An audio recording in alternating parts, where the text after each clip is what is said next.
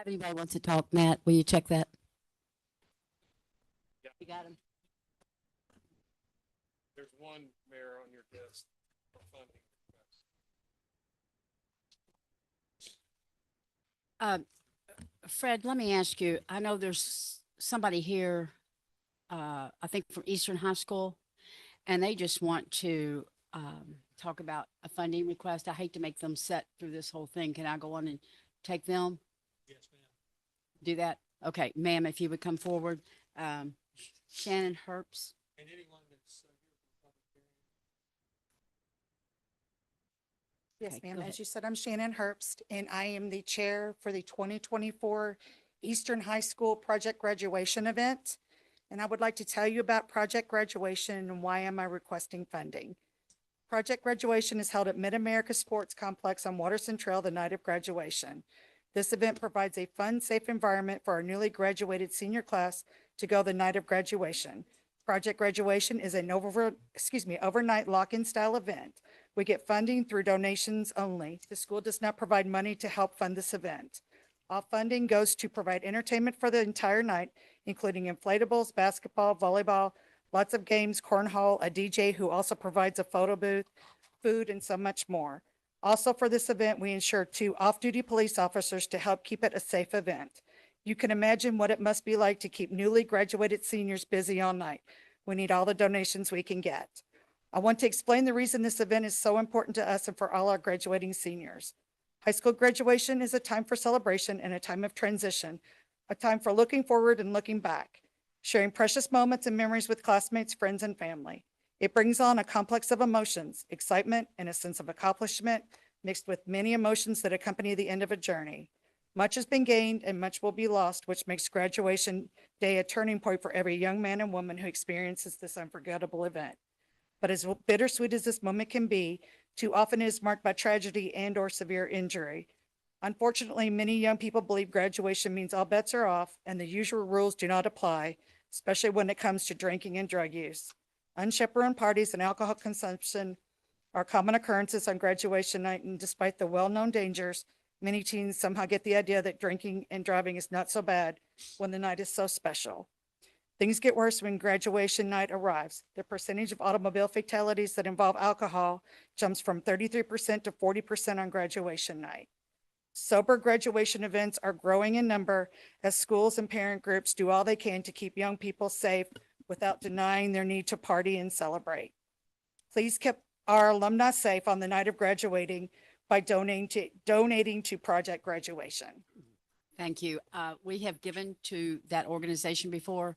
It's a very worthwhile organization. If you can keep the kids off the street, I totally agree with you. But thank you. The funding request, I think, is next. I was gonna say, Council did you meeting. fill out the application? Fill out the application, yeah. Did we the get an funding. application? Yeah, funding request. Funding request You will application. get, the funding applications are due on Friday.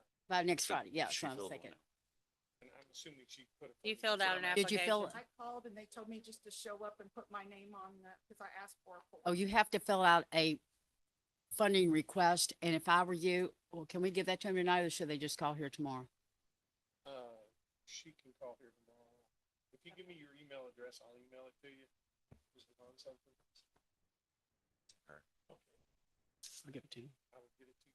Yes, sir. Yeah.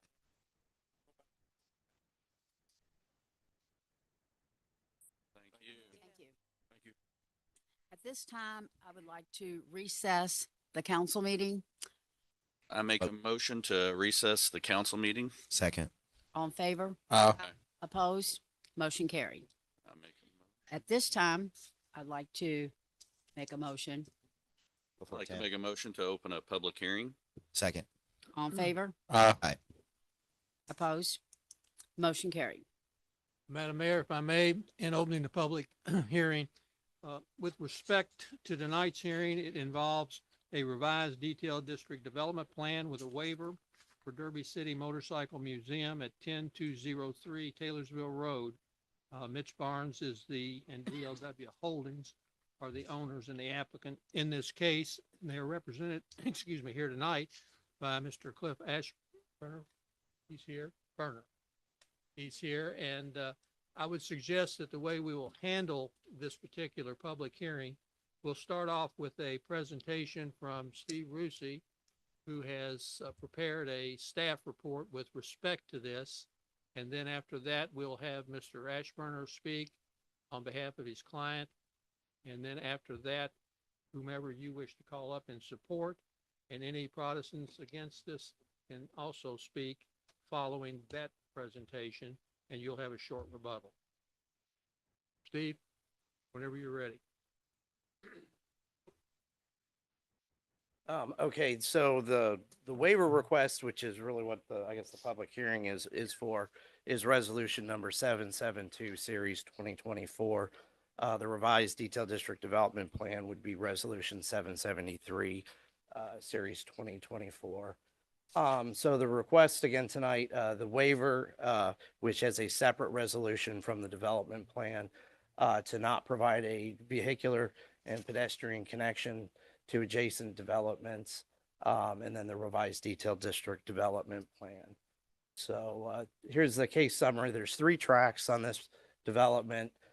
Tract 1, which is in the rear, is a proposed 10,200 square foot museum building, which is under construction, with an existing 2,400 square foot repair garage that's adjacent to it, attached to it, to remain. Tract 2, which had been the dentist, is proposed for bed and breakfast in the existing building. And then tract 3, which had been a salon, was proposed as a coffee shop with a drive-through, is now going to remain a salon with retail to remain in the existing building there. So they won't be installing the drive-through. The site is zoned Commercial Town Center 2, and most of the surrounding properties are commercial with R7 multifamily behind that, which is a part of the nursing home property. So that's the site with the current lot lines in red.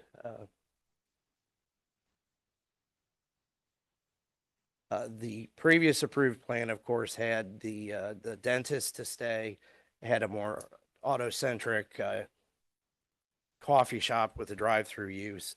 And then actually they had approval for a larger building in the back. And they had the crossover on that plan. That's just a color version of it. I'm sorry, so track 3 is proposed bed and breakfast? Is that Hair track salon. 3? Hair salon's 3. Yeah. 2 is B&B. It's been a hair Yeah, salon. 2 is was the dentist, which is now going to be the bed and breakfast. Track okay. 3 is to remain the salon. So that's the current development plan. They've added a storage unit that'll be made to look like the museum building on the top side of that, which would be, I think, west side of the building, the motorcycle museum building. So they've reconfigured the parking because they've eliminated that drive-through. So I took some of these from Metro's PowerPoint. That's the color rendering they had submitted. Here's just an aerial photo to the site. The building in the back there is the existing motorcycle repair building that's to remain, and the new building is attached to the back of that. So these are the adjacent properties, the iDrive, the blue house to the left, which they're requesting a waiver to not have the crossover access, and then across the street is the Lock Doctor. So those were. And I think since we're gonna hear from some of the people, not that entire chunk of land is not owned by the same person / company, correct? Those are As 3 far separate as- owners. No, all 3 lots are actually owned by, is it under deed? DLW. So it's one central, So the big blue Ownership. house is the only one that has a separate owner, that's a separate property. and separate they're- property, that's where separate they're- owner. Yeah. That's And then- not a actual part of tonight's approval, other than the applicant's requesting not to provide the crossover access. And that's what I was going to ask Steve. So in what you have here, it's that circled area. The change is, Yeah, that was the old plan. that was the old plan. The new plan is to That's the close it new in plan. and provide more parking. Yes. They're trying to maximize their parking on the site. They're still looking for additional parking for additional uses, but right now it's the motorcycle museum. And it still has one entrance, right? Yes, they consolidated with Streetscape. There were 3 entrances on that property. They eliminated 2, one next to each of the houses, and they have a central commercial wide driveway in the center there. Oh, there looked like on that blue, with the blue house, it looked like there was a driveway that ran to the left of that. Yes, There Or not, or yes. there is a about 10-12 foot driveway at that Okay, so location. small. So Steve, is the main drive going to be between track 2 and track 3? Am I looking at that right? That's correct. I mean, and that's existing. Okay. If you go out there and look today, that's the, Okay. you can see in that old color Back here, version. if I can, back years ago when I was on the council, when a previous owner owned that, there was a driveway beside the dental office. There was this driveway beside the beauty shop, and then there was a driveway into the back. So what happened during Streetscape, they made both of those, get rid of those and had one large entrance coming in to all the That properties. makes So sense. And you that's can why see you the, see, looks like right, where they used to right. be. That's how it is today. Thanks, Mayor. Mhm. How wide is that driveway? Which one, Vince? The one that's there, the one. The main one? The main one? Matt, you probably, it's at least 24 feet, if not wider than that, I know. And the other driveway is not usable? Did you say it's only 10 or 12 feet? Is that? It's not part of Blue it. house. Oh, why do I keep talking about that? Yeah, take I'll let that you out. know. I'm sorry. Take that blue path. I'm sorry. Never mind.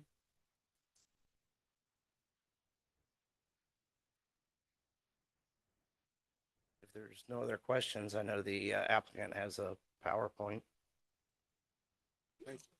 You're finished? I'm Okay, finished, any other yes. questions? Have questions? Or if you want to. Oh, thank you, Steve. Thanks, Steve. Mr. Ashbrenner represents the applicant here. Do you have a PowerPoint you want to present to the clerk to? There we go.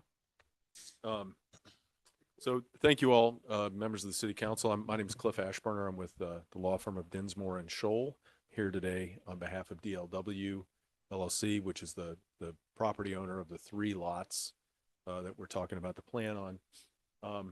I'm going to go through some slides. These are the same slides that we presented to the Metro Planning Commission. I thought it'd be fair to you all to have the same information in front of you. And then Mitch Barnes is going to come up and talk a little about what started the museum and really why he is so passionate about this project. I understand from Steve that the other speakers have a time limit of 3 minutes, but that I'll be afforded some additional time to get through Yes, my or any presentation. attorney representing a party can have a reasonable amount of time. I know Yeah. that's hard to tell a lawyer, but a reasonable. We need One some other thing I definitions. would it like to sounds point out before you begin is this is different from the argument style hearings we generally have. And the reason is that the transcript did not get transported from downtown, from the planning commission out here. Ordinarily, that would come out, you familiarize yourself with that, and then you hear arguments on it. Since we only got half of it, we can't use any of it. So the only evidence you'll hear will be tonight, and everyone else will be sworn in, other than the attorney who was sworn in the day he got his license. Mhm. Sorry to interrupt. Go ahead. That's okay. So I've got the presentation for you tonight. I believe you all have already received the minutes of approval from the recommendation from the Development Review Committee of Metro Louisville. I also wanted to introduce this, which is our justification for the waiver. This was part of our application. It was part of the record that was before the Planning Commission when we went through the Metro process. So I wanted to make sure that you had an opportunity to review this. Cliff was kind enough to give me a copy of this before we begin. I'll pass it out to you now. Just pass it down, Pass it on down. unless you want to walk. So I'll go ahead and go through. I'm going to go through this kind of quickly. I think Steve did a good job in his presentation of kind of summarizing how the property sits and what's around it. Of course, you can see the subject property and the surrounding properties here. I think this is on your screen. You can see 10203 Taylorsville Road is the house with the pin on it. That is the area that was previously approved for a drive-through coffee shop. We are dialing that use back to a more traditional retail use. And then the use on the right side of the driveway will be that bed and breakfast. You can see in this photo, the former shop that is still there, but is now kind of incorporated into the project. And you can see in this photo that the rear of the property is actually in relatively clean condition. This was the property in 2019. You can see that Mr. Barnes has spent a considerable amount of time and resources working on the property, trying to make it a more public-facing property, less of a repair place that you would go if you needed to go, and more of a place that you may, think is sort of an amenity in your community. On this photo, you can also see one of the driveways. I think the driveway on the right-hand side at 10205 had already been eliminated at this point, but there is a driveway shown on the 10203 property. So this is what's out there now. You can see this is the former shop building, as I mentioned, has now been connected to the museum. It is part of the museum. And Mitch can talk a little bit more about his passion for motorcycles, why he came to own this property, and then why he wants to make it into the museum. This is the entrance to the property. You can see the B&B building is on the right. Off picture to the left is the retail building, which is here, beauty salon and boutique. All three buildings are served by that one access point. That access is a commercial grade access straight out to Taylorsville Road. We have already recorded an easement for these three parcels to share that access. So that any of those owners, if DLW was to sell off one of those buildings, that owner would become responsible for a portion of the upkeep for the access way. So that's something you would traditionally find in an easement agreement, a responsibility to help maintain that access. So this was the prior development plan with the CUP. That's the drive-through. Obviously, we're like I said, dialing that back and making it, allowing it to remain more traditional retail. This is the proposed site plan, just kind of rendered, colored up. So you can see where you have the two retail, again, forward-facing buildings on Taylorsville Road. Behind that, you have the shared parking and then the museum. On this plan, we do not show access to 10201, and that's one of the waivers we're asking for tonight. The rationale behind providing access along a commercial strip is that you reduce the number of access points to the main road, allowing people to move between sites. Here, this property previously existed with 3 driveways. It's already down to just the one. And we think that that is sufficient to justify the waiver. Here is the development plan, the currently proposed development plan. Again, you can see the museum building in the back. It's a little bit smaller than what was previously approved. You've got the shop building that is to remain.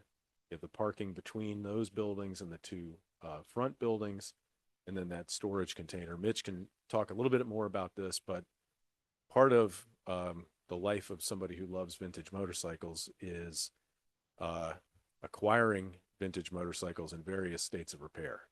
And so sometimes you'll acquire 2 or 3 in order to create one show bike. And then you'll keep the parts in the shop or elsewhere here. We're proposing to do some of that in that container. So this is the proposed development plan, just a closer version of that. Again, you all have seen over time, I'm sure you drive by the site every day, if not a few times a day. You've seen a lot of what's been happening there. So it's going to really make this site much more attractive. And again, I think a real asset to the city. This is the adjacent access It's about 10 feet at the street. I think somebody had a question about the width of it. It's about 10 or 12 feet at the street. I walked it off. I did not measure it, so Okay, I'll accept 12, 11, 10, anywhere in that neighborhood. It's not 25. I know Okay. that much. So the redevelopment features, there's going to be a mezzanine inside the building. There are outdoor staircases that are going to be added on, outdoor concrete pads with the shed roof. There's a bed and breakfast, obviously, which is a change from the previous use, the retail area and the hair salon. And then we're adding bicycle parking and pedestrian walkways as well. Mitch went ahead and had some 3D renderings done of the site, which I think really helped you all to get a good impression of what it's going to look like. So this is obviously looking down into the site. This is not a perspective that many people are going to have, but it gives you a good idea of what the relationship is among the buildings. There's the container with the cladding to make it look like the building itself, and then obviously the museum building that you can see there, cars parked in front. This is that shared parking area that's going to be between the retail buildings along Taylorsville and the museum building again itself. There's a little bit closer view of that. And then now I'm going to ask Mitch Barnes to come up, talk a little bit about the museum, why it exists, and really his passion for it. Excuse me, before you do that, Yes. Cliff, are you going to admit Exhibit A into evidence? Oh, I'm sorry. I intended to do that before. Yes, if you all would accept Exhibit A, which is my waiver justification as part of the evidence in Without tonight's record, I objection. appreciate it. The Okay. clerk already has the original of that. Yeah. Also, I have several of the people in support of this Mhm. wish to speak. Do you want to call them up in an order that you want, or do you want me to do it? I'll call him up. Yeah.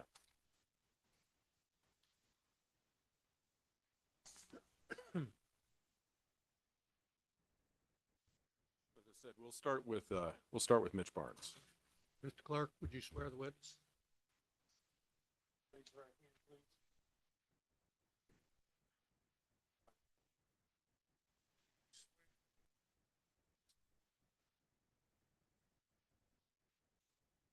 Yes.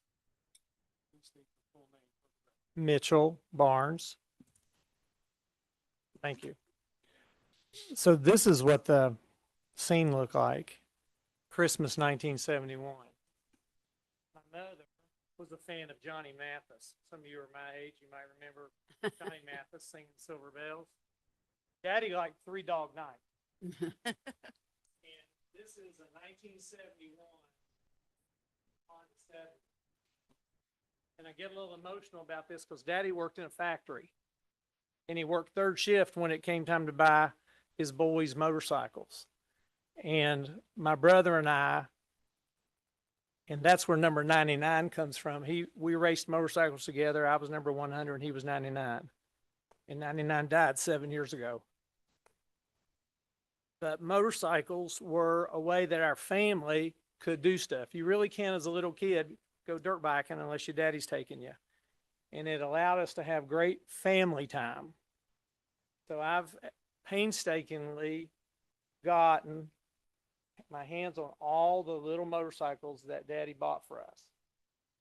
And when you come in the museum, the story is going to start with Johnny Mathis right there, because we're going to have a QR code, and we're going to have QR codes that they don't have in St. Matthews, and they don't have them in Nulu, and they don't have them in downtown either, that are going to describe something nifty. And we've got a series of about 50 different motorcycles. And when you walk up on each one of them, you're going to be with your phone and build a QR code. And the most popular song of 1971 is going to play with the 1971 model. And on the 1968 model, it's going to play. And this is something that's not available in any of the adjoining cities that I know y'all compete for businesses all the time. We actually live in Hikes Point, but we wanted to do it here in J-Town. And we think this is going to be a draw for people to have experiential visits back to when their parents were doing stuff for them when they were kids. It's set up so that families can enjoy themselves. We can have events for the museum, because we want this thing to stay open for the next 50 years. We don't want it to be 1 or 2 years. And we think it's going to add a real flavor to the community. And we want to have people, when they come in, they'll give us their email address or their cell phone. We want to have a very regimented environment. That's why we want to use our own driveway. And I feel strongly that somebody ought to use their own driveway.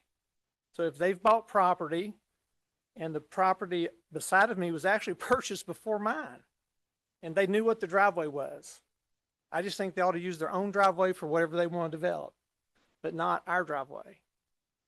We think we'll have an opportunity to have a very safe, fun environment, that none of your adjacent competitors in Middletown or St. Matthews or downtown are going to have anything like this. It's going to be super cool, and it's going to be fun. And as a parent of a child in a wheelchair, our son Mitchell was in a wheelchair. He passed 3 years ago. This place is totally handicap accessible. So they can go to the potty without any trouble in our place, and you can roll right in there. But I just really think everybody needs to use their own driveway and not be expecting to use our driveway. So I'm open for any questions you might have, but this has got our heart and soul in it. I think you'll like it. Who's everybody? Who are you talking about? Everybody, my wife and me. No, I'm talking about who's the other people that want to use your driveway? Well, that's what the waiver we're asking for would prevent or not allow the neighbor to use my driveway as their access point. Blue House wants to come in and out of my driveway, and I think they need to go through their own driveway. We just want ours just like it is. But I don't want to have to grant them traffic. Can I speak or no? Sure. Okay. So I'm trying to clarify this because I've been studying this, and I'm trying to clarify it in layman's terms to where everybody understands what's going on. So in my opinion, you have a place that's got 3 buildings on it. Yes, ma'am. And the only access besides the driveway next to the Blankenship or Blankenbaker house, whatever it is a small driveway on the other side of their house. Is that right? No, but people want to come through yours to get over to that house. Is that what you're saying? Yeah, I can. I think that they would like that to be explained. Can you bring that back up? Thank you. Yeah, I'm confused. No, That's no, okay. It's confusing. That's all right. Oh, there we go. I think you're right. The plan was originally approved to allow access, and the update before us is to close that access, right? Right. That's correct. Can I control it with this now or no? So that's my driveway there. I don't think I can. Did you turn up? Did you turn it off? But there is a I don't know. driveway next Yeah. to the Blue House. What's the Maybe I fault? did it. No, maybe it's, Should have the green. Well, they need to make their driveway. ah, bigger. there it is. No, Tell me where you want to go. I'll click it. keep going. My question Go to is here. This is fine. So if somebody pulls in that driveway and they got a concrete truck or a asphalt truck or whatever, are they going to have to go across your driveway, sir? yes. That's what I didn't So understand. let me make sure I'm really clear on this. So the site plan you see here before you, you can see the central driveway between Right. tracks 2 and 3. That is a commercially sized driveway. If you go to the north of the subject property, or on plan north, Okay. so to the west of the subject property, I'm sorry, there is the blue house there. On the other side of the blue house is that driveway that's 10 or 12 feet. Right. Oh, okay. Okay. Much more of a, what you would find at a residence probably. And can that not be made bigger? There's not room on the property, I don't believe. Now, there are other commercial properties on the other side. There's another commercial property, that, the owner, and the owners are here. I expect that they'll be speaking in a little while. Could approach the person to the west of them, for an easement. As it is, we would prefer not to have it. We actually went through the process of proposing an easement and did not receive any response. So, you know, we think that, and I think it is perfectly appropriate for somebody like Mitch, Mr. Barnes, sorry, who is being asked to provide really the primary means of access to another commercial property to be compensated for doing so. And that compensation would include a portion of the construction cost itself and then an ongoing obligation to maintain the property. That's what you would expect pretty much everywhere. Now, I also think that the requirement that's in the development code that says you have to provide access to other properties or get the waiver that we're seeking tonight is incomplete. And when I say incomplete, what I mean is it doesn't provide any parameters for a situation like this. So it says, well, you have to provide access, but it doesn't say you have to provide access on this term or that term or another term. And I think that really the relationship between the adjacent property owners is more of a private matter than a public matter. I think it would be appropriate for the city, and obviously you all are in the chairs tonight and have the votes. And so it's going to be up to you to make this decision. I think it'd be appropriate to say you have to extend pavement to a certain point. That is something that is clearly within KRS Chapter 100. That's something that you all deal with all the time in zoning cases. What I don't think is appropriate is to say, and you have to then provide somebody access without compensation or on any particular terms. Right. And so that's why that's really the reason for the waiver. It is to maximize parking, to allow for the use to work the way that it's intended. But it's also because of, you know, when you recognize that gap that the development code really doesn't have an answer for, I think there's a role for the city to play, which is, you know, configure your parking lot in a particular way. But then there's a role that's really just between the property owners. So Yeah, who's I- paying for the parking lot? For right now, Right I'm here. paying for all of it. Okay. Well- I want to use my own parking lot with my own driveway, and I want them to use their own driveway Okay. for whatever they would choose to develop. What I is the don't wanna development? just I don't come even across know. on the I don't know. Okay. I mean, I like I said, the adjacent property owners are here. I expect that they'll speak as part of this hearing, and those questions would be appropriate for them at that time. And you did offer them to compensate? Can I fire out 3 quick questions? I'm always the one that likes to kind of think on both sides. So as the property owner for this museum and this, I can definitely see you want to block it off so people aren't just doing U-turns and moving around. So one quick question is once the motorcycles and the exhibits get in there, there's not going to be any large trucks, because we've seen a couple different They're done. dynamics where there's medians in the parking lot, then there's these medians, and there's no Yeah, once place these, for a semi to turn around. get in there wouldn't any room for any large trucks. Okay, so once the exhibits are in their end, okay.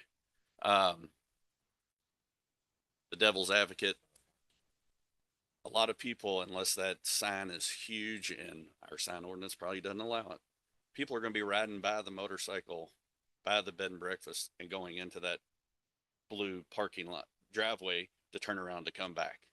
So there's gonna be some, they're getting some of your traffic because people are gonna miss it.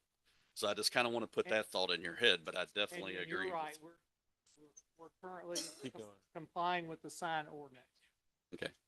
But no, I think pairing it off is fine. I mean, I'm leaning towards you right now, but I'm just kind of letting you know probably some of the thought process. And then, and then Matt, when they get done with this, I got a question for you. This is probably gonna be, Second or third one. Yeah, there you go. That's perfect. Mhm. That's perfect. Go ahead, I'm sorry. oh no, I thank you for showing that picture. Yeah, I just see that some people are gonna kind of pass up and go into the blue light and have to turn around and come back. But I definitely understand you making a safer, you're gonna have kids, adults, handicapped people moving around. people not Can't just tell what whipping that around looks the like a blue bunch of house and bushes, coming so in. I So I think it's- completely understand pairing it off. Is it My last easy? question for you, Matt, is there's been thoughts and talked for 10 years that Sproul Road might Mhm. connect over to the Good Samaritan home. Yeah. That's going to be wrapped all around this property, which would be good for you guys because it'll draw traffic. But I'm just, how is that going to affect this? There's funding pulling to study what that actual corridor looks like, but some of the preliminary work that was done when we applied for some of that funding was that, as you can see, Sprawl comes in at a skewed angle to Taylorsville Road. Today, that don't meet current standards, so they would most likely kind of come up to Taylorsville Road, turn it to make a 90-degree right at that triangular point of River City Bank, and then shoot across there. They would probably miss the Blankenship House because of its historical nature, and probably go on the west side of the Blankenship House, as it would go back to that wooded area and then swing around and tie into Shelby Street, there at Jefferson Street. I mean, that could be another 20 years. I was just, Yeah, Yeah. we won't be talked here. about Yeah, that's that, very and I didn't wanna- preliminary. You So, will. yes. So thank you. I was just kind of giving you both sides. I mean, like I said, I'm sure you all thought about that, but just people doing U-turns in their lots could be a I headache for think- them too. Yeah, and Councilman Hall, I'm not sure that people, if you're going westbound and you pass that first commercial, you pass the commercial entrance, I think it's much more likely that you're going to look for the next commercial entrance. Negotiating that access point next to the blue house is pretty tight. Okay. So, Yeah, good point. I got a question. yes, sir. Who instigated putting an easement in back there in the first place? On your property to the other property? How was there an easement up there already? There is not an easement. The previously approved development plan showed it because it was a requirement of the code. But there was not an easement granted. It was just shown on a development plan. And that's why we're asking. So to it's make- our fault. So it's really us that wanted it there for some reason. No, I mean, I wouldn't say that it's your fault. Yeah. But it's just one of the things that the code Vince requires. Crisanti's That my fault. game's fault. It's Fred's fault. Yeah. So new development. Mhm. I didn't know this, like, I guess it's for new development going on, that you are supposed to connect with businesses along. Which is weird, because what if you had you had something the very, high security, and you don't want your lot open to everybody? What if you had a daycare with kids and playground? You don't want your lot opened up. That's a weird, Well, I agree. It's not Walmart with an Applebee's and an O'Charlie's. yeah. Yeah. And they've never shared parking. They've never had a drive-through. I just think, attributing this to our situation is a little bit just not right. It's not Right. practical. No, it's not practical. Yeah, I think, Councilwoman Ware, so the requirement is in there for most new suburban development. But chapter 11 is also in the code, and chapter 11 allows you all to waive it. In a situation like this, where you're talking about redeveloping, 1, 2, 3 historic structures in a row, this is a good opportunity to exercise some of that judgment. I will say, and as well, even in some kind of more traditional suburban retail environments, you are finding friction between adjacent property owners where, I like their food, but Chick-fil-A will blow up a shopping center. The number of people who come through that drive-through will block other driveways and cause problems for other owners. And so, that's why we have the waiver allowance in the code, and that's why you all get that discretion. Right.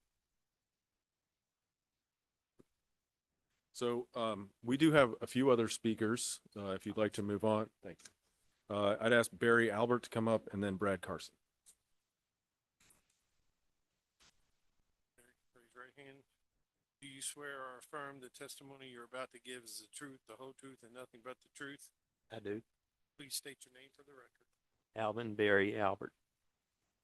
I was the previous owner of the property. I bought prior 10205 in like 1979, and then we bought 10203 in 1992. So I've owned the property for several years. And during that time that I owned it, we rented out the front part of the properties, and operated our repair shop out of the rear of it.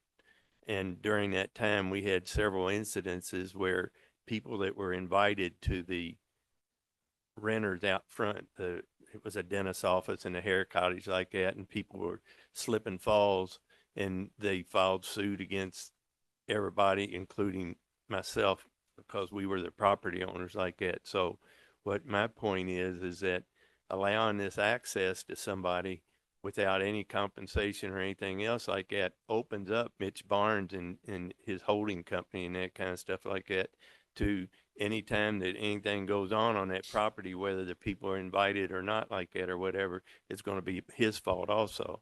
And so we had also another incident where somebody entered the property through one of those other driveways, knocked the electric off the pole going to the rear shop, continued around the dentist office, ran into the hair cottage, backed out of it in the middle of the night, and left the property.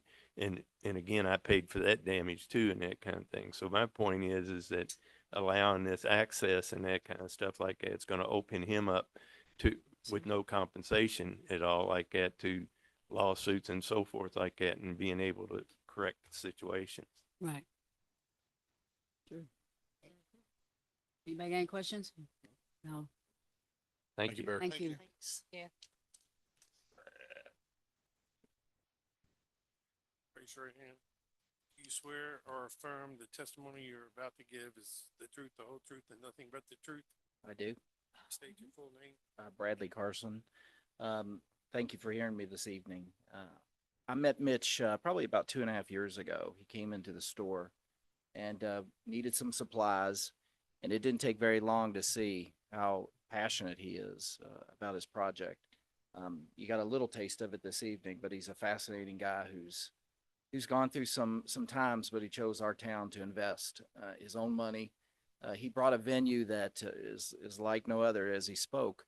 And I hope that you'll show judgment in his favor, strictly because he chose us. And if this were my driveway, I would be pretty upset about it as well. And you can only imagine if your driveways, if something were to happen on it, who would be liable? And it just seems pretty clear to me that what's right is right. So I hope you'll think about it. Thank you, Mr. Carson. Thank you, Brad. We had Ann Richard is here with Land Design and Development. Ann's firm obviously drew the plan that you've looked at tonight. I think she's mainly here for questions. So if anybody has questions of the plan, Ann is available to speak. Bill. Fred. Is she going to speak? If people have questions, she will speak. Otherwise, I think she's fine not to. If there are no questions, she doesn't need to be sworn in. Okay. No questions? Then, so just in quick summary, you've heard about the proposed use. You've heard obviously Mitch's concerns about the use of the access way to get to the adjoining property. You've also heard that the subject property, all three together, previously had 3 driveways that has now been reduced to 1. So to a large extent, the intent of the code has been met already. I think that the evidence that you have before you, both from the Planning Commission's minutes, from our presentation, from Steve's presentation, and our waiver justification, provide you a sufficient basis to grant the waiver that we're seeking tonight. And I would ask that you do so. I understand that there may be other speakers, and I'll be happy to come up and rebut. Anything they have If to I say. could get you to clarify one thing. Sure. If you grant the waiver, what does it do? If you don't grant the waiver, what does it do? If you could say it in layman's terms, sir, I would appreciate that. Okay. If you grant the waiver, then the plan that we showed you before, the parking configuration, et cetera, stays the same. There is not a physical access point between 10203 and If you grant the 10201. waiver, If you okay. grant the waiver.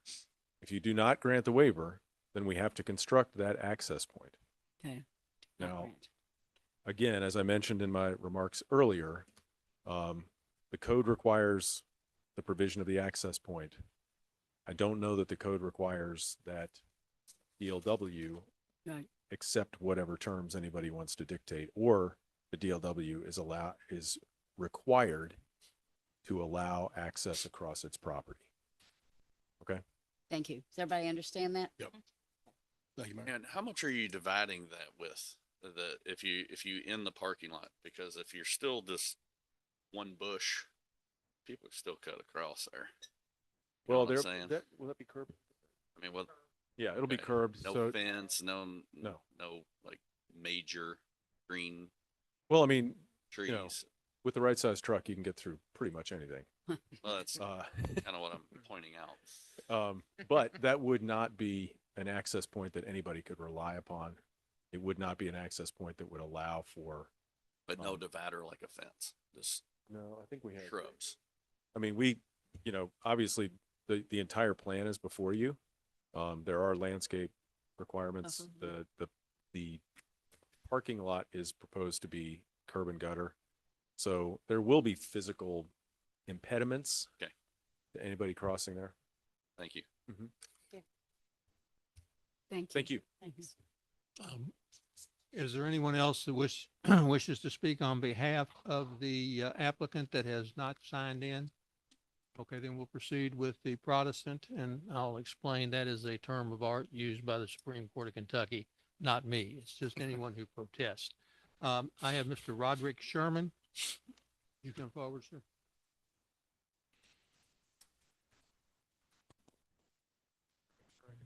Yes. Do you swear?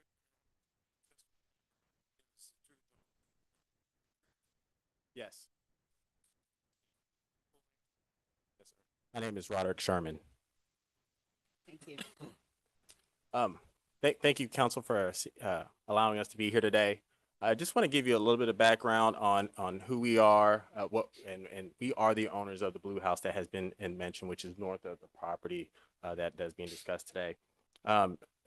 We can definitely resonate, Mr. Barnes, of having a dream, of having an idea of what you want to do with your property and developing it. And so we definitely resonate, Mr. Barnes, on that issue, because my mother has the same dreams. She came from the Philippines.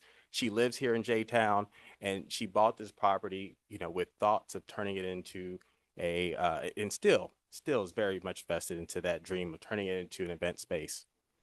Just as been stated here today, there are some original plans that did call for a cross-access connection. And what I will say is, Mr. Barnes is correct. My mother did buy the property first. We are all invested into this property.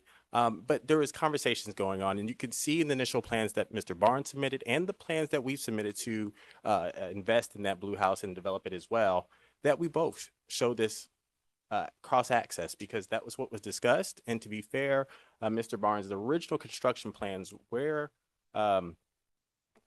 I would say that was a part of the criteria to get started in his construction plans in the first place. And so we continued to move forward with ours as well, redeveloping, making sure that we can get our development plans passed as well. We even bought some of the property. I think there's a dentist office next to us. We bought that property behind there to expand our parking. We cleared the trees. So we're also in the midst of developing the property as well. But there's a standstill because we can only do so much until our plans are also approved as well. So we were really on the cusp of getting approval until there was this request of a deviation, right? This request that's why we're here today. And as it stands today, one of the questions you asked, Mayor, is what would happen if it was not approved? Well, if it's approved, Mr. Barnes gets to see his plans, gets to see his dream in everything that he has detailed today. If they're not approved, he still has his museum. He has still moved forward. There will be cross access, and I do understand that is the point of contention today. But our plans are at a standstill at that point. Our investment is lost. We are a significant risk for everything that we have been in close communication. And again, we were moving forward based on plans that were initially approved. And now there's asking for a deviation from that. So from our perspective as well, we also feel like our dreams, our plans, they will no longer be there. As you all can understand it's a historic building, so there is some limitations on what we can do, but we want to develop that area as well.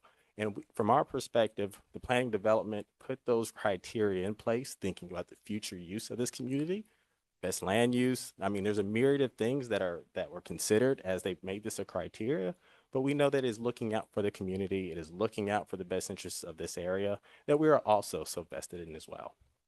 So I think from our perspective, we would ask that you would also, I would say our thoughts are in alignment with Metro Council as what they recommended as well, as far as not allowing the deviation for other reasons.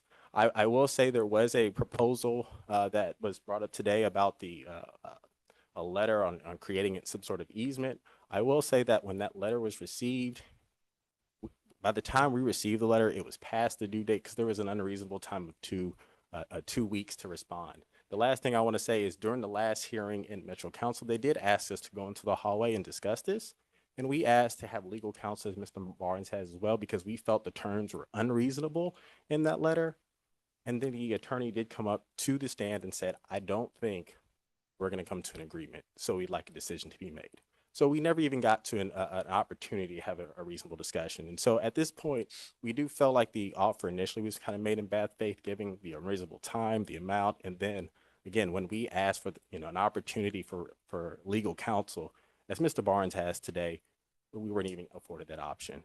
I'm sure I'm over my time. There's probably other things I want to talk about, but I guess if there's any questions, again, we are, I guess, proposing and asking the council to deny the variance. Anybody have any questions? I've got a question. I got a question too. Yeah. Go ahead. So if I want to make sure I get the timeline right. So you or your mother purchased the property first. And then Mr. Barnes bought his property second. So when you guys bought the property first, what was the plans for access? And then when did it change to you needed Mr. Barnes access to get access to your building? So what was that change? And what were the initial plans and when did it change and what caused that change?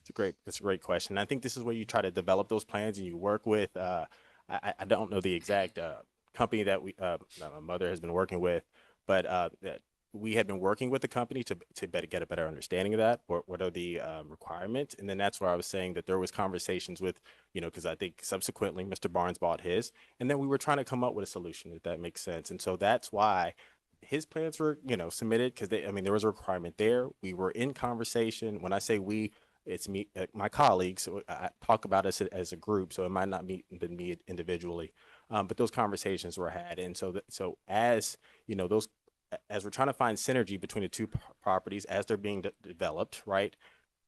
He was able to take off a little bit further. We saw those approved plans. We were trying to build off those as well. And those plans have been going back and forth and being submitted. But again, we were really on the cusp of getting them approved until this deviation was being requested. I guess my question is that if, let's say that you mentioned that you're going to build a venue place, okay? So Yeah. do you have to do blacktopping and all that as well? Yes, to your ma'am. And so we property? also have plans I know they talked about construction and a lot of the improvements that they're going to be doing to their property, but if we have the same requirement, we're going to have to make those same investments on our side of the property as well. We do everything we can to widen our entrance, and then we will also try to create that. So you're going to try to access. widen your entrance is what you're saying? I guess whatever's available. Being a historic building, we are limited in that ability on That's true. changing up where the building is placed on the property. Okay, so let me think this. So let's say that somebody comes in the main driveway on Mitch's property and it's a 10-ton load of asphalt. I don't know how much the asphalt weighs. Jimmy, could you tell me how much the asphalt weighs? Okay, that's a lot. Okay, so let's say that he comes in there and he's going to come in and he's going to turn left to go over to your property. What happens to Mitch's property if that asphalt busts up his asphalt? Who then becomes responsible for the damage to that man's property?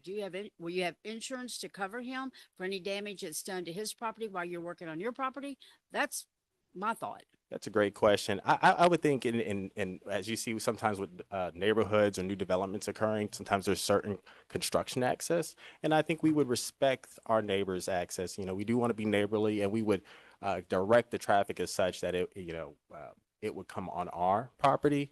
And again, we're really here, I think the purpose of this is for access for the public, for pedestrian use, to be able to access the businesses or any future use of this area. Again, we purchase additional land. We would also like to, develop the back portion of that land as well.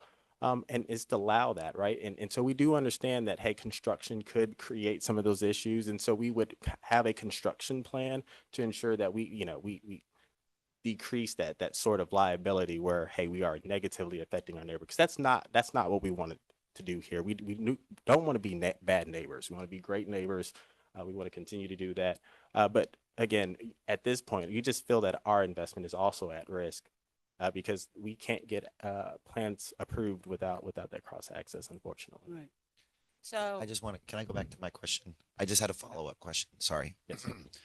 So when they purchased the property, was it always going to be an event space? Yes, that was. So what was going to be primary access point before you found out that Mr. Barnes was going to put a cross access in? Like, what was the original plan before any conversations with him about you using the cross access? Again, so that was, and I do apologize, that was kind of like in the development as you're consulting, right? Because, we don't have a background in engineering and construction. So that's where you do consult folks to help you develop those sort of plans. And in that development, there was this opportunity to have those conversations with Mr. Barnes. So again, initially it was, can we secure it? Can we create it? Let's reach out to the professionals out there to provide us that kind of insight. And that's what we did. And in those conversations, this is what we were, there was this opportunity because there was a neighbor also developing, and we did both mention, again, I'm sorry, every time I say we, it's sometimes my colleagues had mentioned this requirement of the cross access, and that's why they show up in both plans. Because that's, again, we can only go with the information that we have at that time. And again, that's how we thought we were going to be moving forward. Your statement is correct because as a realtor, prior to being mayor, I've tried to sell that building before and there was no access to that building. So somewhere you're going to have to get that, even if it's the people next door to you, because I think that is an issue. Am I not right on that, Matt?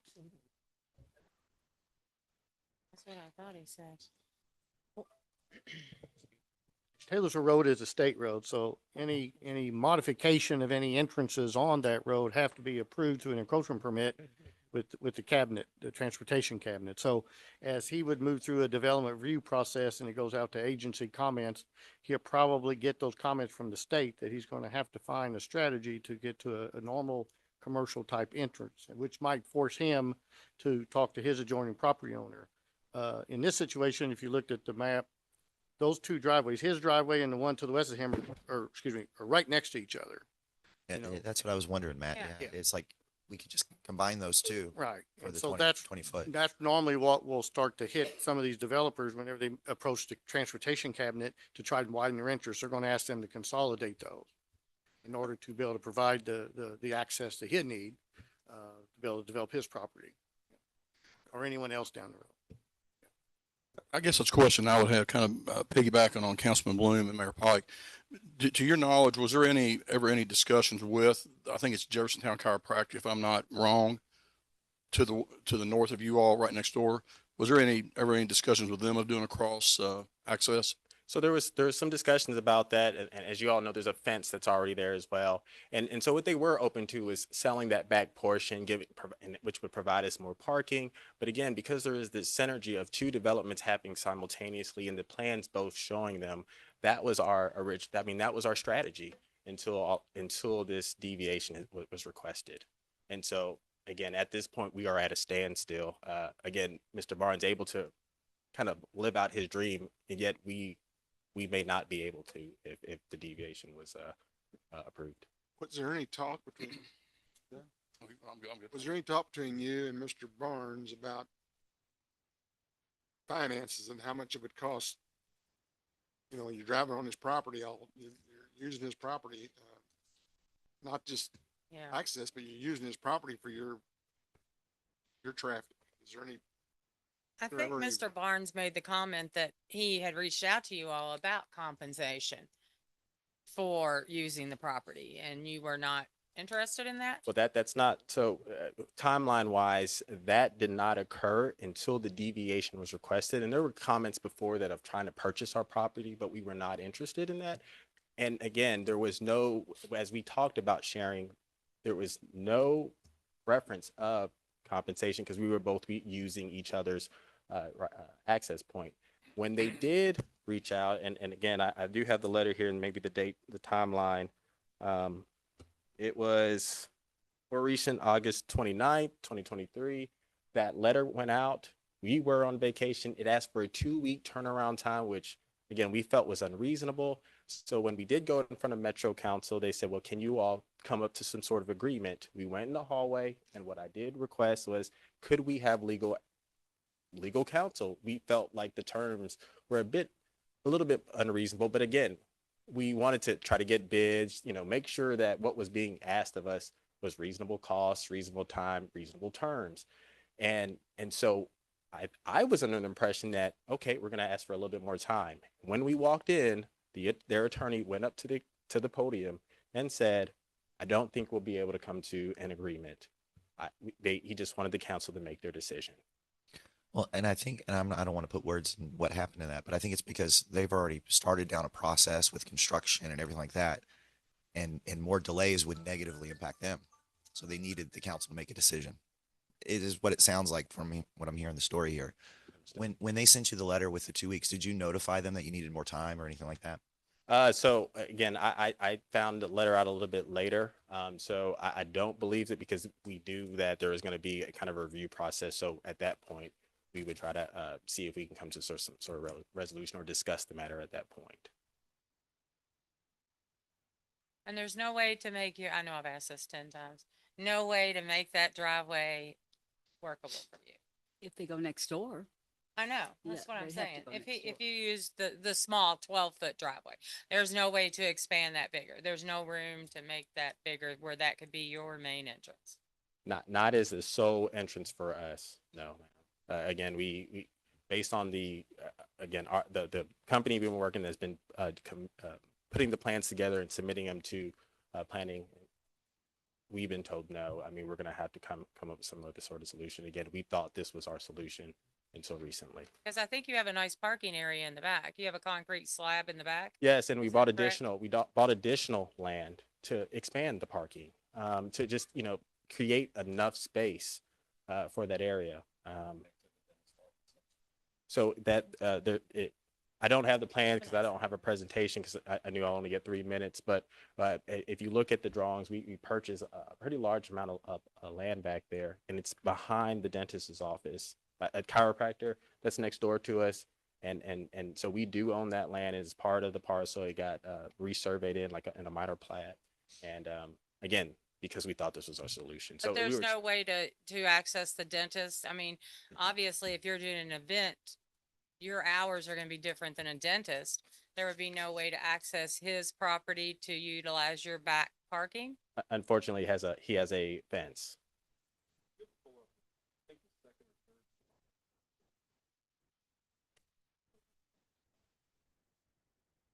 So your all's plan was to use Mr. Barnes' parking lot as an entrance, but then the 10 to 12-foot driveway as an exit for your space. I think it was bi-directional, but I don't have the plans in front of me to say, but I knew it was be able to be accessed. Yes, there may be some limitations on the size of the vehicle, but Entrance only and then exit out your driveway. Is that what you said? Yeah, that's what I'm wondering. that was his if question. that's what I the don't plan have the would be. plans in front of me to speak accurately on that answer. I do apologize. But again, so there's a lot of wooded area back there. We cleared the wooded area. So I know part of that is cut off. We cleared the wooded area, and you can see some of the lines where it cuts over. So it does that part of the property is cut off on that northern side in the rear.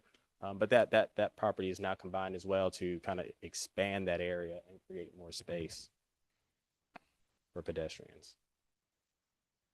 And you're not willing, well, I mean, I don't know who's willing or not, to sit down with Mr. Barnes and talk about compensation, or I don't know if Mr. Barnes is.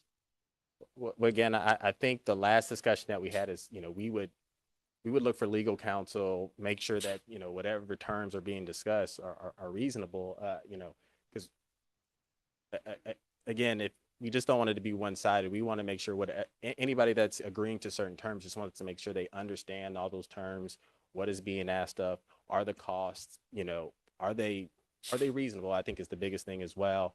Or is this done in bad faith? I don't know that answer until I get counsel on that agreement. What's in the house now? Do you live there? So at this point, I mean, we haven't been able to move forward with much of any construction, but we have expanded the land. You know, we've tried to clear it out. I mean, we've tried to do all the prep work that we can do until plans are approved. So, I mean, we've cleared it out. You know, we're able to get a dumpster in and out on that side. You know, we've been able to do that very well. So again, even in a construction phase, we would, you know, if we have to work with folks that have smaller vehicles to make it work, to be a good neighbor, we would do those and we would be mindful of that. But as far as what's in there at this time, it's just pretty much cleared out, that and the land. And the land has been cleared. And you can drive past it today and it's a lot clearer back there. Any questions? No? Just seems like that driveway should just connect with the chiropractor. There's boom, right there. Yeah, right Yeah. there. The solution. Yeah. Oh, no. Are there Yeah, any like- other questions for this gentleman? If not, Mr. Sherman, do you have anyone else to speak in opposition to this application? No, sir, it's just me. I got one question. How far from your house to his, looks like it, red line's right on that driveway. How far is that? If you wanted to expand that driveway, how wide would it be? That driveway's not there anymore. Huh? That driveway's not there anymore, Vince. You're talking about between the blue house. He's talking mean about it's that not little there? one in between the blue house. Or are you talking about up top? Talking about, he's got a driveway and there's a red line beside that driveway, which is the chiropractor's driveway. Yeah, that was there. If you go all the way to the red line, how far is that from your house, you know? I don't know that answer. Like I said, there's an existing fence Here there. comes Steve. There's existing, All the way out to the Business. front? yes, all the way out to the front. And if I could interject, per his site plan, it's about 12 to 13 from the edge of the house to that property, To the fence? I mean, to the property line. the property It's line. actually not on the property line. So he can only go up to his property line. And based on measurements, I took 12 and a half feet. That doesn't even meet code, does it? That doesn't meet code, and does it? No, minimum typically is fire access is 20 and typical commercial driveway entrance is 24 feet. Two-way access.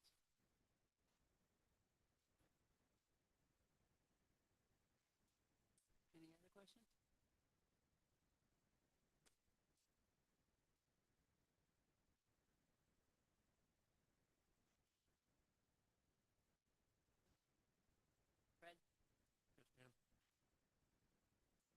No one else? No other questions?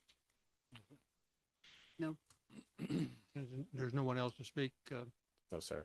That would conclude the public hearing then, Mayor. You may entertain a motion. Well, does he get a rebuttal? I think Oh, he's on excuse rebuttal, me. Fred. Mr. Ashburner does have a short rebuttal. Short. The lawyer shorter, everybody else short.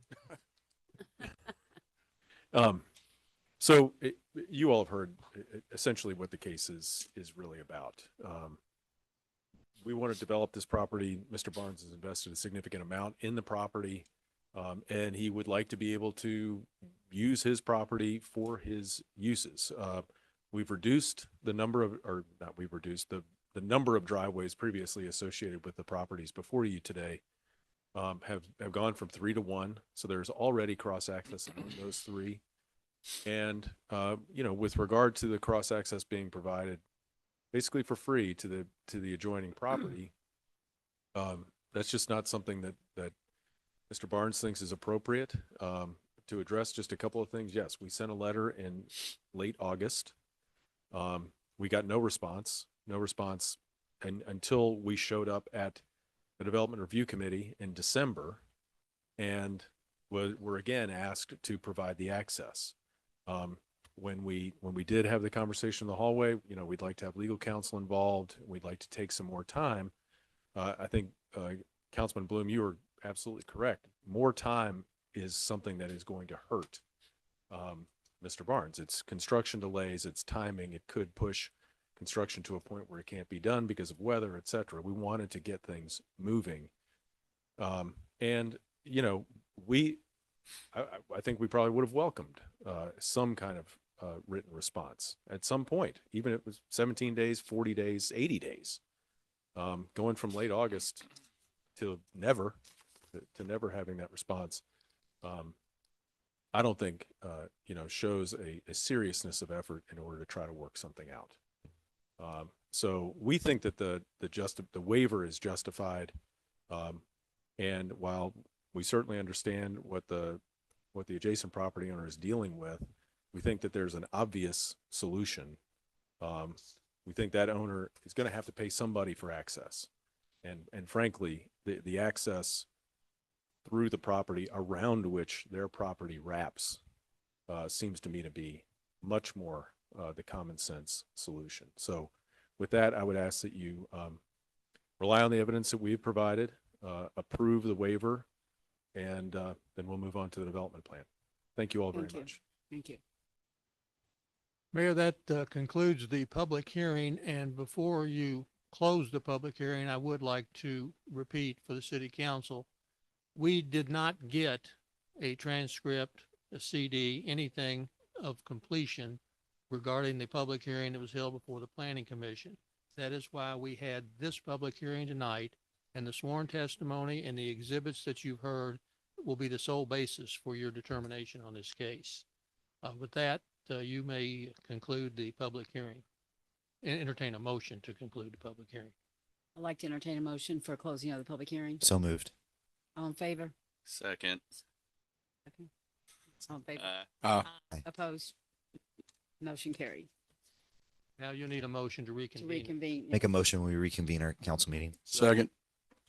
All in favor? Aye. Opposed? Motion carried. Okay, council meeting is now reconvened. Read another Okay. So minutes. do you want me just to go on, You or do you can want go- me to go down to just- the first resolution? I would prefer you go directly to the resolution while Okay. it's still fresh in Okay. everyone's mind. Okay, I make So- a motion for first reading of resolution 772, series 2024 by title only. Second. Okay, if I may, because of the situation involved here, I have prepared, and I do apologize for the misspelling on one of them, two resolutions, one of which you can choose in this matter. One is a resolution relating to approval of the waiver, which is what Mr. Barnes is asking, and the other is a denial of that. I'll refer to them as 772A, which would be approval, and 772B, which is denial. Okay. So when you make the motion, if you'd tell me which one you want me to read, I'd appreciate it. Okay. Who made the motion? Just him. Which one would you prefer me to read? A comes first. By title only? Yes, by title only, please. Need a second? Yeah, and I'll second that. All in favor? Aye. Opposition? Opposed? Motion carried. A resolution relating to the approval of a land development code waiver as transmitted from the Louisville Metro Planning Commission for the following development: Derby City Motorcycle Museum, 10203, 10205, and 10205R, Taylorsville Road. This being a resolution, Madam Mayor, you may entertain a motion for approval. So moved. Second. All in favor? I want to discuss something. Pardon? Can I discuss something? Yes, you can Yeah. discuss. This is a very difficult situation. Mr. Barnes bought a piece of property that had access to it. He bought it knowing it had access to it. The other fella bought a piece of property with access to it. He knowingly bought a piece of property with access to it. Somebody's gonna get,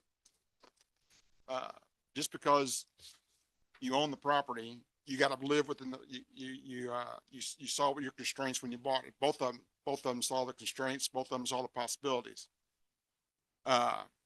This is a very difficult situation because somebody's gonna win, somebody's gonna lose. And, I don't know if, I'd really like to see you guys get together, come to some sort of agreement between yourselves, and iron this thing out before it comes back up here and we have to make a judgment. I'd really like that to happen, but, that's my opinion. And I would hope that the business next to you could work out something with them and get your event space that you want. Well, the business next to him is not enough space no matter what, because he isn't gonna be able to run on that They guy's got an in, driveway. they got an in and out on there. So Huh? Who does? Have it in and out. according to the picture, there was an arrow going in and an arrow going out. So there's enough room. Wait a second, who The you talking about? chiropractor. The chiropractor. Chiropractor. The chiropractor, he's got just a driveway. He's got a 10-foot driveway like everybody else. What? I used to go there all the time. I just saw Matt? the pictures. He's got a he's got a 1-car driveway, just about, maybe 2 cars, maybe, but he doesn't have much. All right. That's I what, mean- that's what I was gonna say. I keep on hearing the word compensation, but no number was ever Right. mentioned. If it's 5,000, 10,000, something. Mine was more for the safety and pairing off the development. And after looking at those, I hate to say government get involved, but it would be great if we could do some kind of ambassadorship and Matt, who knows all the businesses, introduce you to the chiropractor and you all try to work out something, but we shouldn't get involved like that. I mean, that's just me being the sympathetic guy. So I hate that, but yeah, that's just ideas we can throw out there for you if it passes. So I have a Sure, you- first and a second. Do you want a roll call? Just did. Yes, ma'am, do a roll call. Okay. Clerk, can you call the roll? Councilwoman Hickey, I'm voting favor. Favor of what? It's a waiver. Yeah, the I'm resolution. assuming the resolution that you read was in favor of the waiver. Yes, Yes. the approval Make of sure the in waiver. Favor of the waiver, which seals off his property. Yes. Councilwoman Ware, Yes. Councilman Bloom, Yes. Councilman Head, Yes. Councilman Hall. Thank you. sorry, Yes, yes. It's time, Hill. Councilwoman Smith, Yes. Councilman Carmen, Yes. Councilman Grisani. Well, no, but, By a vote of 7-1, the motion passes. Thank you. Mayor, can we go to the next resolution? I can hear. Can we go to I the make- next resolution? Go ahead. Yes. May I make a Um, motion for first reading? Can I have first reading of resolution number 773, series 2024? So You want us moved. to do that? Second. You have a motion and a second. All Mayor. in favor? Aye. Opposed? Motion carried. A resolution relating to the approval of a revised detailed district development plan as transmitted from the Louisville Metro Planning Commission for the following development. Derby City Motorcycle Museum, 10203, 10205, and 10205R Taylorsville Road. This being a resolution, Madam Mayor, you may entertain a motion for passage. So moved. Second. All in favor? Aye. Opposed? Motion carried. Do you need a roll count on that one as well? Yes, ma'am. Councilwoman Ware, Yes. Councilman Bloom, Yes. Councilwoman Head, Yes. Councilman Hall, Yes. Councilwoman Smith, Yes. Councilman Carmen, Yes. sorry, Councilman Grisanti, yes. Councilwoman Hickey. Yes. Vote 8-0, the motion passes. Thank you all for being here. Need reading of the minutes, February 6, 2024. I make I make a motion to approve reading of the minutes from, February 6, 2024. Second. All in favor? Aye. Opposed? Motion carried. General fund warrant number 1601. I'll make a motion to approve general fund warrant number 1601 is distributed. Second. All in favor? Aye. Opposed? Motion carried. Road fund warrant number 988. I make a motion, we approve road fund warrant 988 as distributed. Second. All in favor? Aye. Opposed? Motion carried. Committee reports. Mark Bloom. Nothing to report. No report, Mayor. Allison, Legislative has nothing to report. Tim Hall,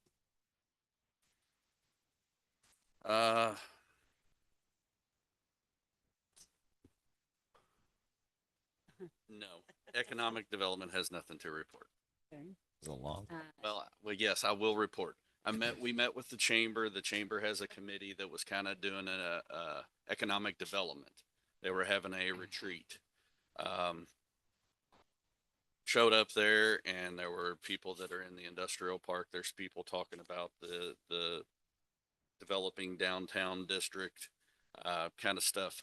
I had some notes here. They're all scribbled up and then y'all don't want to report like I gave last week or 2 weeks ago. So I'll keep it short. The main thing that scared me is we were talking a lot about downtown and the large corporation people from the Commerce Park made the comment, what about us? It felt like the theory of the 9th Street divide, talking about West Louisville. We were talking about this. We were talking about Plainview and they're going, well, what about us? What about us? I never knew that that thought process was out there. So one of the things we have to overcome is, of course, we always want the big fish for economic development. We got a spotlight on trying to develop here to attract people there. That message was trying to be translated, but they just kept on saying, chamber emails something for us, but the city doesn't do anything. You know, I think my comment to that is that we are now planning on having meetings with the industrial park, and I'll let Matt address that. We are not forgetting them. We're just trying to get our cart before our carriage here. Right. One thing we're actively working on is to develop a strong inventory of all the businesses in the park, both property owners as well as the businesses. We want to know what we got. We want to be able to reach out and get contact information because, like the mayor said, we are going to start engaging them like we're wanting to engage our downtown people. They are just as important. Okay. And then we also cannot ignore what I'm calling corridors of opportunities, all the other parts of the city away from Bluegrass Commerce Park and the downtown. So Tails Road, Hurstbourne Parkway, Patty Lane, all these other little areas, we got to look at those areas too. So those are going to be the 3 primary focuses of this Community Economic Development Department. And so we want to start off with this inventory where we had the ability to reach out to them and engage them and make sure that they're coming to the table as we develop some strategies for that Commerce Park. We're also going to gather all the industry specs for them. What sector are they in? Healthcare, manufacturing, distribution, banking, financing, tech. We want to know what we got in the park because that's going to be our biggest selling point to be able to create more synergies from those sectors. So I was going to say it was quite interesting. Yeah. The slide that was showed by the chamber was our largest industry in Jeffersontown is the healthcare industry. Yeah, it is. You would think all manufacturing or Class A office space or, something, and it's healthcare is one of our major employers. And I was like, is it because the Baptist moved? We had a lot before. yeah. So We're it's very quite unique. interesting, The that park is breakdown. making a good transition away from manufacturing distribution into a lot of these professional services and other health sector industries that really get to those higher paying jobs. So Well, Tim- it is exciting to see that movement. I was gonna say, and Tim, that's good to hear because healthcare is like the largest growing sector, fastest growing sector in the United States. So it's good to hear that that's what J-Town has. Yeah. Yep. And Tim, if I may make one announcement, as you know, we were partnering with the 2 classes at the University of Louisville. We have set the date for March 7th. It'll be in this room is our public outreach night. So I want to have you all put that on your calendar. The students are going to come forward. They're going to engage the public on that, you folks, all the downtown property owners and businesses. So they're going to put you through some exercises to kind of get some information out of you. So that'll start at 5 o'clock. It'll be right here in this room. Matt, that's March 8th. March 7th. 7th. So, March It's a 7th. Thursday. thank you. 5 to about 7. Yeah, probably 7:30. Yeah. That's they told us about it before. Okay, Always tell us okay, the time. okay. You through, Tim? Yes, ma'am. That's all, Mayor. Madam Mayor. Okay. Can I ask a question? Trina? Sure. Since we set up this meeting, does it have to be the committee of the whole? Uh, I have to send out a special meeting Well, notice for it depends on whether the city council is going to be sitting in a position acting as a city council, or if they're just going to be here for educational purposes. It should just be here as a, If they're here for educational purposes, you don't need to advertise it. There will be no decisions made, Matt? Okay. Just wanted to check to make sure I open record. Good question, good question. Open meeting. It's going to function more kind of like an open house. So you just kind of meander, do your own thing and interact with the students. Notice needed. Thank you. Trina, Administration has nothing. Kevin, Planning and zoning has no report this time. thank you. Vince, Public Works has no report. at this time, before I call on Pam Hickey, I'd like to call Debbie and Emily to the front, please. They are our Parks Department. In front of us all.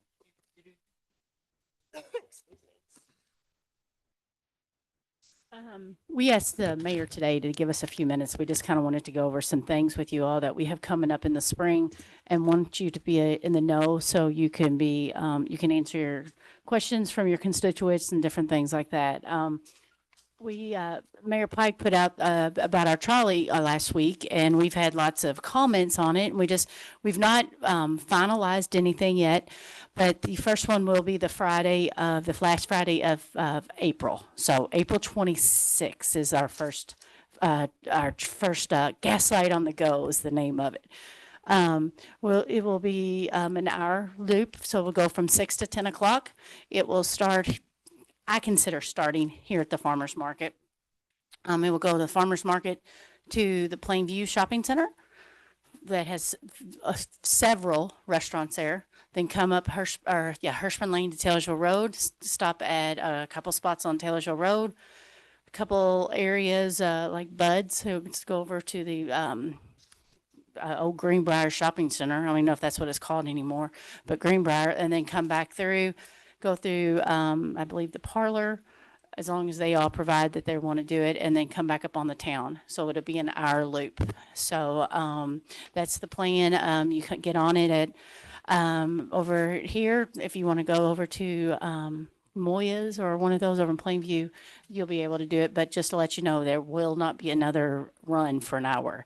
So you better sit there and enjoy your chips and dip there. So Debbie, that is 6 to 10. Did I hear you right? 6 to 10, yes, sir. Now, Debbie, will that be the route? That'll be the route. Be the Yes. route. Once we're having a meeting in a few weeks with the different restaurants and we want to get their buy-in that they want to participate.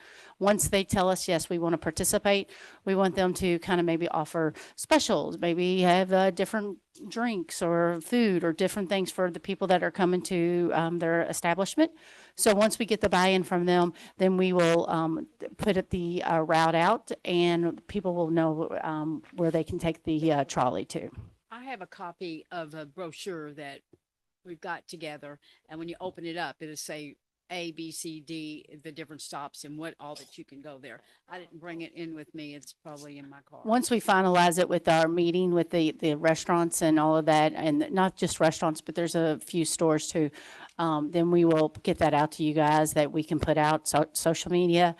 We can actually put out at different, at the businesses that want to participate too. So everybody will have access to these brochures. I So just asked because somebody had mentioned about the park.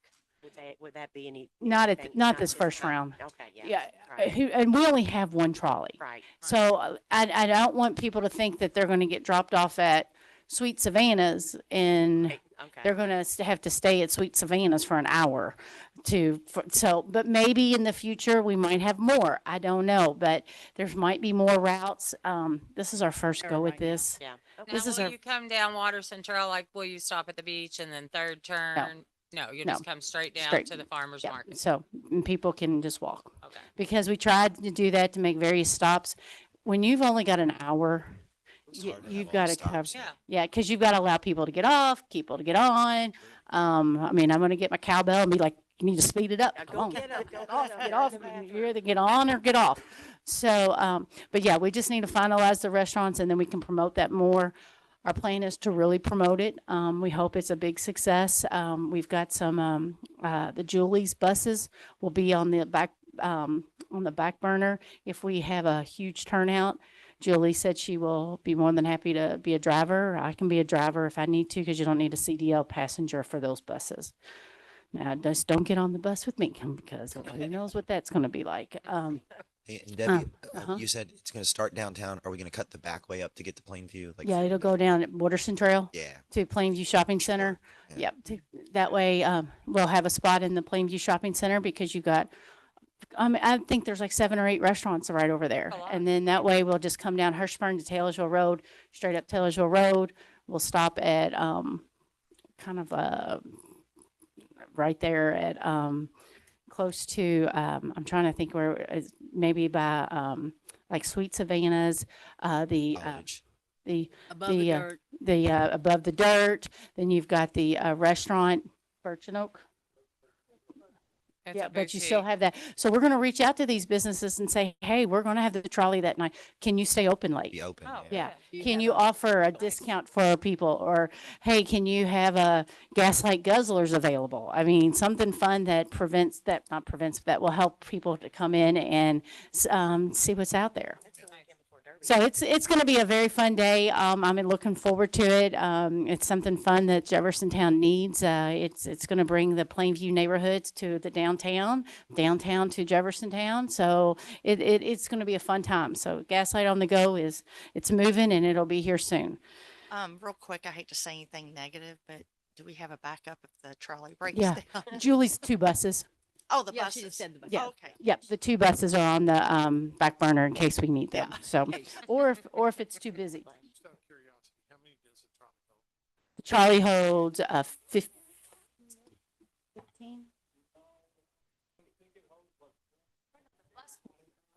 Oh, 2025.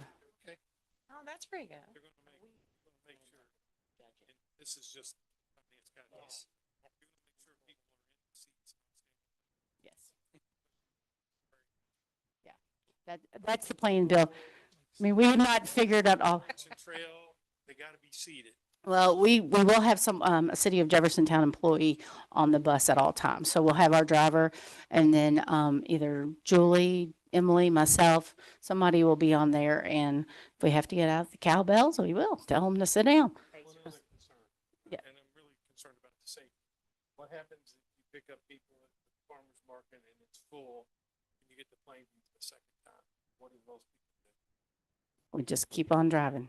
I mean that if we don't have a spot, and that's why we have Julie on the back burner of, if, hey, can you come and get the van and start another loop around? I just want to make sure we're more concerned about the safety of people and the length of time they may have to stay if the trolley is full and if you don't overload the trolley. Right, and then that way, that's why we've got the two buses. Buses supports it if something happens. Yeah, that's why we got the 2 buses in case we have overabundance of people. Because I think the first few months, I think people are going to really enjoy it and say, hey, I'm going to go to the beach and then I'm going to jump on it and head over to Plainview and then come back. So I know I can see several of my family members just riding it.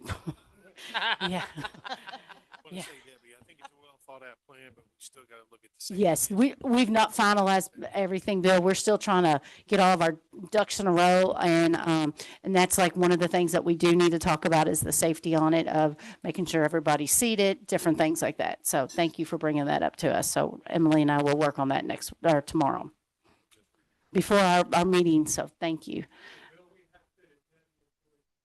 Oh, I wish. Just give me a stun gun. I don't need handcuffs. Just a yeah, stun guns would be better than handcuffs. Yeah. Cattle prod. Next thing, so that's the first one is the last Friday. And as I've said before, it's the final Friday of every month. So, and it will go from April through October. So that's where we stand right now. Then we have a really fun thing that I'm so excited to tell you guys this. Our cardboard regatta that we host at Plainview Swim Center is in its 25th year this year. So it's going to be on May the 17th. That is the tentative date. Hopefully the rain holds off.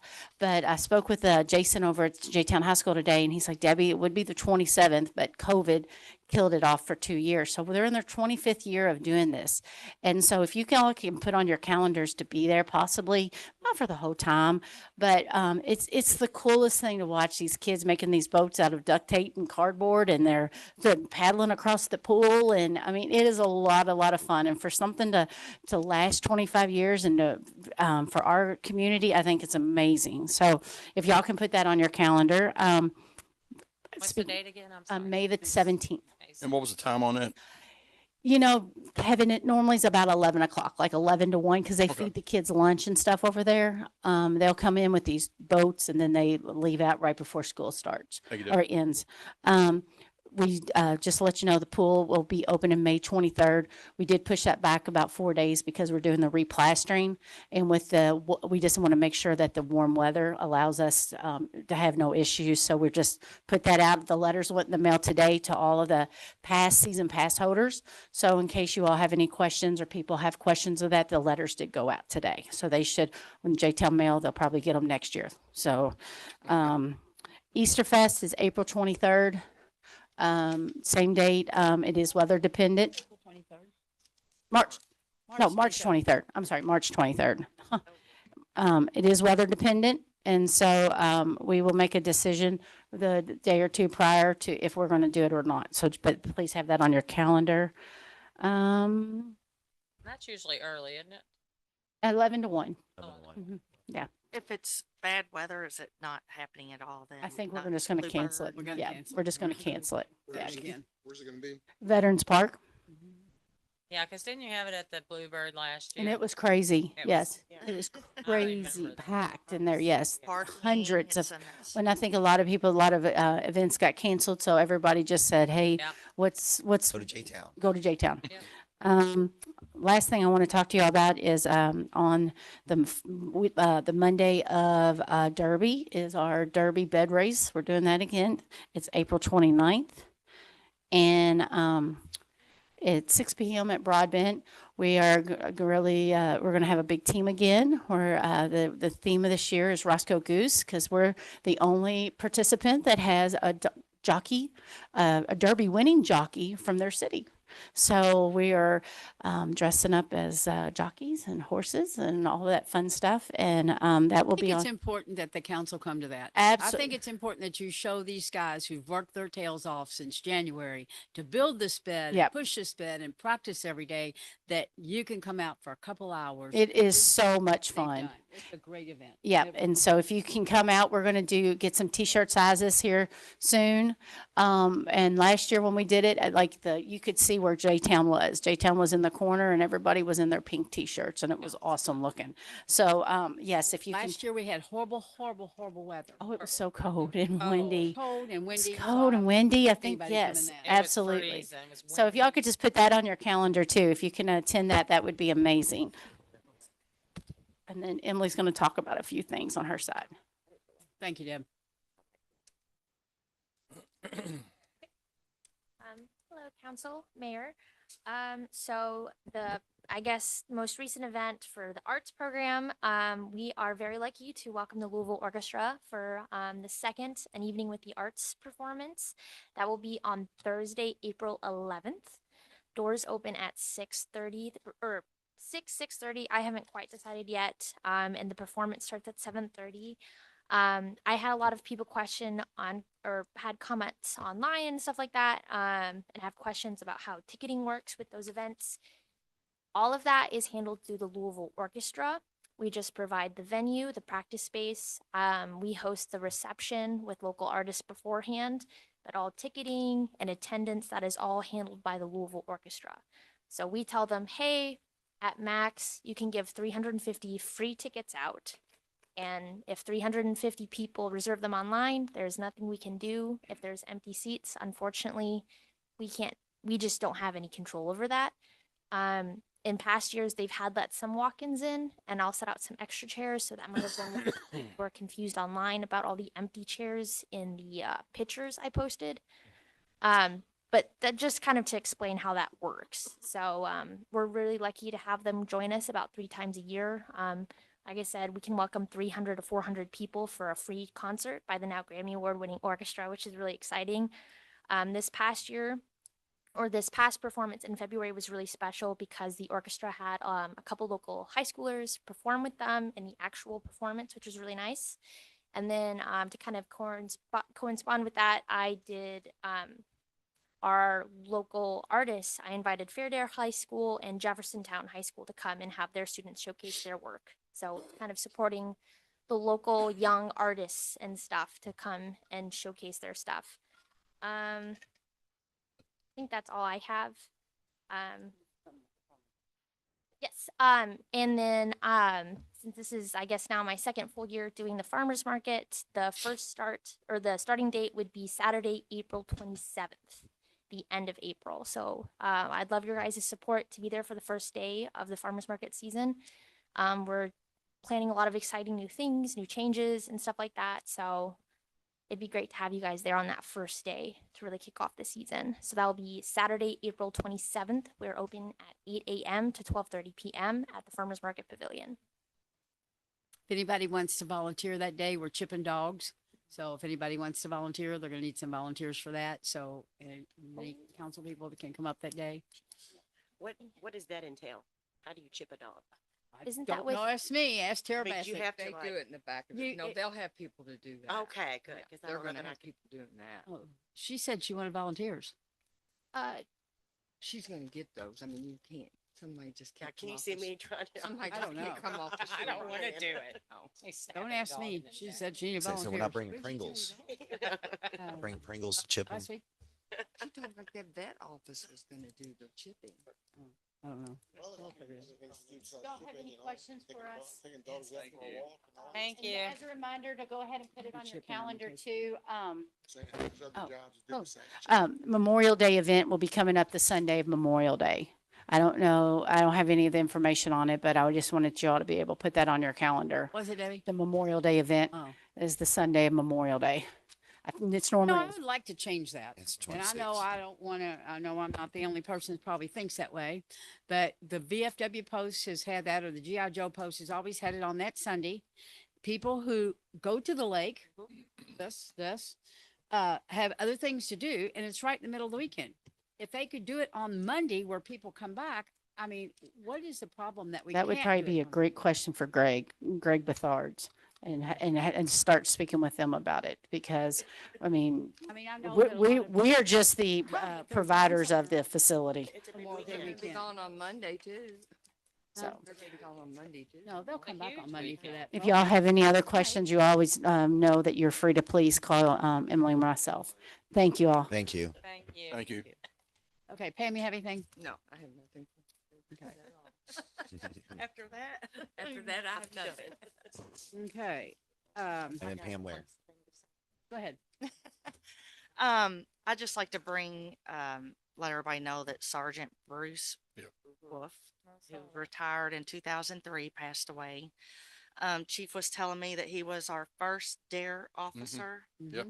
And implemented the program in the J-Town schools. And I don't know what year that would have been, but